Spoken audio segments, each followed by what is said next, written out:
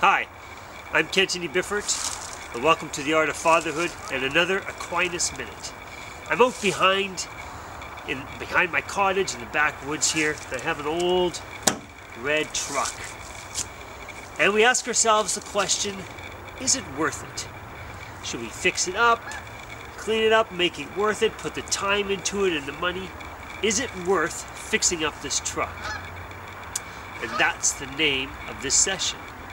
Is it worth it? A question that we all ask, except we're asking today, is the truth worth it? Let me tell you a story. I have a friend. We went for a hike in summers past. We hiked up to this lake in the mountains, had the whole lake to ourselves. It was beautiful. And on the way there, my Protestant friend asked me every Protestant question, every protest that a Protestant could have, he shot at me as a Catholic. So we had great dialogue. I mean, we talked about everything all the way up the mountain. And we went through our shared church history and talked about that. We talked about apostolic succession.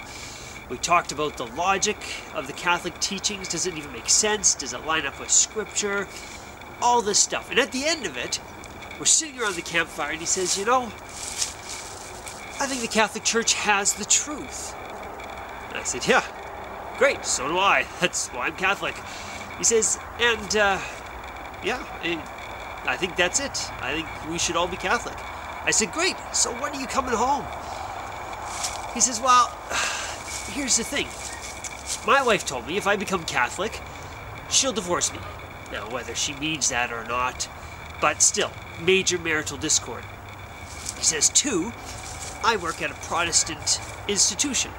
I would have to quit my job. I'd lose my job, actually, and I have a family to raise. 3, we've been involved with this Protestant church for many, many years. I would lose my community. 4, my wife leads worship at this church, and it's her gift and she loves it. I would be asking her to stop doing something that she loves and that she feels called to. 5, my children, who are now teenagers, would be in absolute confusion over this. I'd have to reform my brain. I'd have to learn all these new teachings. I'd have to do a whole lot more reading and research for understanding.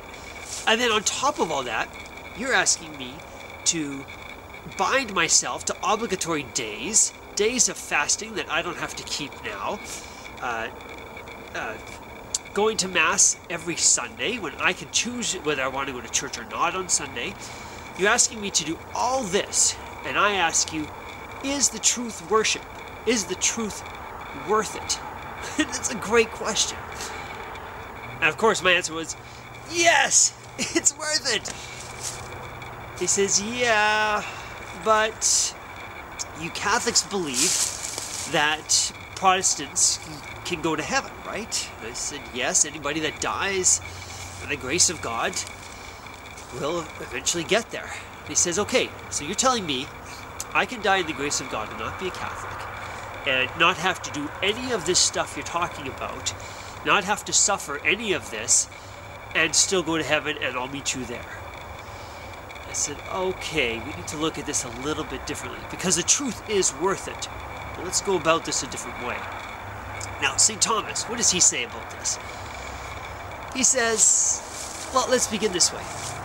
Every person desires to be happy. Simple. Okay? 2, happiness is found in the soul and in the flesh, but mostly in the soul. For example, I can have a beautiful bottle of wine and drink it, and it tastes great, and my flesh loves it, and still be unhappy. Okay? So, happiness consists primarily in the soul. 3, so we desire to be happy, and that means our soul needs to be happy. Now, what makes our soul happy is when we are participating, or when we are possessing something good. And this is something natural. We all desire naturally, we all desire the good naturally. It's part of who we are. In fact, we can't even desire anything bad. If we are desiring to sin or desiring something bad for us, it's only because we've convinced ourselves that it's good, because we always desire the good. And it is things that are good. It is peace, it is friendship, it is joy, it is love, it is beauty. All these things that are good make our soul happy. So then, to be perfectly happy, or to have the greatest happiness, we need to possess and attain the greatest good. And what is the greatest good out there? The greatest good is the author of all goodness, of all beauty, of all honor, of everything just. And that is God himself. So when you ask me the question, is truth worship worth it? Is truth worth it? You're asking me, is God himself worth it? And the answer, for your own happiness, my friend, yes, it is worth it. Jesus says, take up your cross and follow me. Yes, becoming Catholic means suffering. It is true. In fact, despite all of this stuff that you would have to give up, he would be walking into a scenario, probably with a bunch of nominal Catholics who don't really care much about their faith. Or he'd be walking into a situation that is very anti-Catholic and people are persecuting him because of what he believes. Yeah, that's it. It's tough. And we have to fast, and we are obligated to go to Mass. And we suffer, and we offer up this suffering. And it's great sacrifice. But this great sacrifice, man, I would give it all. Give it all for the truth, for God himself. And this is a question we all need to ask. Is it worth it? Now this truck, I asked myself, is it worth it? Is it worth my time? Is it worth my money? I don't know. We haven't decided yet. But one thing I have decided, my friends, is that giving it all up for Jesus Christ is worth it. If you've enjoyed this video, check out my other videos at artoffatherhood.ca.